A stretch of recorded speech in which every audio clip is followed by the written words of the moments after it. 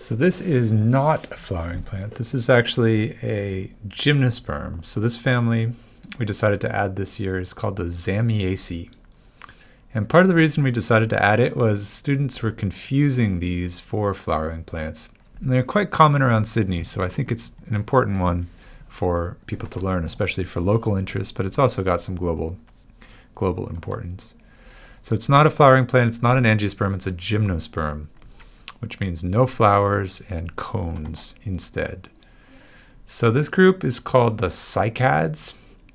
That's the common name. The family is Zamiaceae. And so like palms, it has very long-lived, tough, pinnately compound leaves.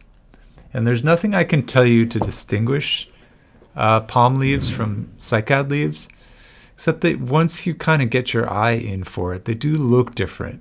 And I think part of it is that the cycad leaves, the Zamiaceae leaves, are just tougher, and they're built to last. I mean, we don't exactly know how long, but it's on the order of decades before they naturally senesce, and they're so tough that nothing eats them. So they just really live a very, very long time.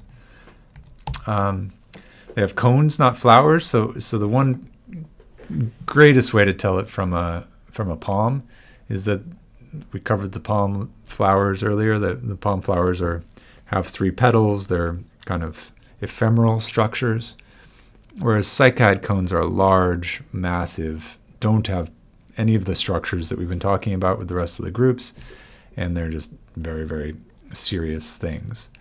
The seeds are really brightly colored in this group, which is kind of surprising, and they're highly poisonous, so at least to vertebrates. So do not eat these brightly colored cycad seeds because you will end up in a world of hurt. There is a long fossil record of them. So cycads, for example, they looked very similar, at least from all we can tell from the fossil record, is that their cones and leaves were very similar in the Jurassic, which is why they're thought to be kind of very similar to what was around during the time of the dinosaurs and have changed very little in terms of their morphology since then. The individuals are also very long-lived. So individual plants can live for many centuries.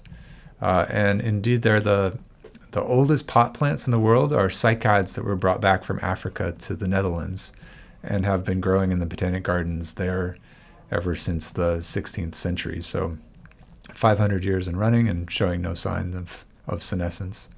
So all the evidence is that individual plants do live for many centuries.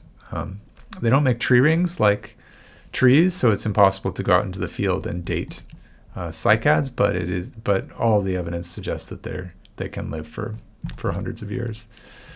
Around Australia, around Sydney, they typically resprout post-fire. So even if the leaves burn, there's often a basal kind of stem structure that resprouts post-fire.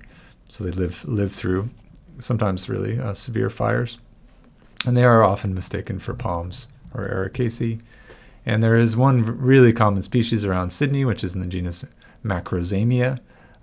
But now, hopefully, you will not confuse it for palms. Very good pot plants. They grow indoors a lot.